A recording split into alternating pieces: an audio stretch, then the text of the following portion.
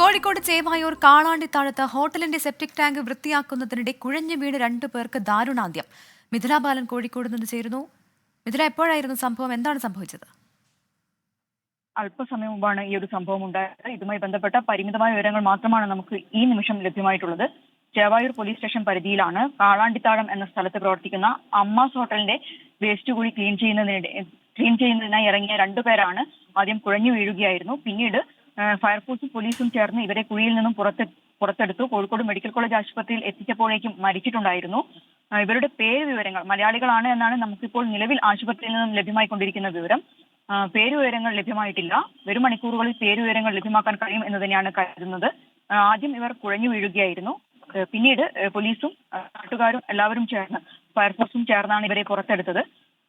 ഉടൻ തന്നെ Kozhikode medical college ആശുപത്രിയിൽ എത്തിച്ചു. പക്ഷേ ജീവൻ രക്ഷിക്കാനായിട്ടില്ല. 2 പേരാണ്.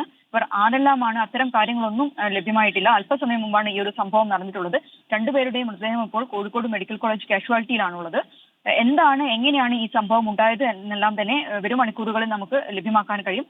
അല്പസമയം മുമ്പാണ് ഈ ഒരു സംഭവം ഉണ്ടായത്. എന്ത് തന്നെയായാലും ദാരുണമായ ഒരു സംഭവം തന്നെയാണ്. 2 പേർക്കാണ് ജീവൻ നഷ്ടമായിട്ടുള്ളത്. ശരി, കോഴിക്കോട് നിന്നാണ് സങ്കടവാർത്ത വരുന്നത്. ചെയ്യാവൂർ കാളാണ്ടിത്താഴത്ത് ഹോട്ടലിന്റെ സെപ്റ്റിക് ടാങ്ക് വൃത്തിയാക്കുന്നതിനിടെയാണ് കുഴഞ്ഞു വീണ് 2 പേർ മരിച്ചത്. വിധി ദിനത്തിൽ 24 മാജിക് ജൂൺ 4 ചൊവ്വാഴ്ച രാവിലെ 5 മണി മുതൽ 24-ൽ.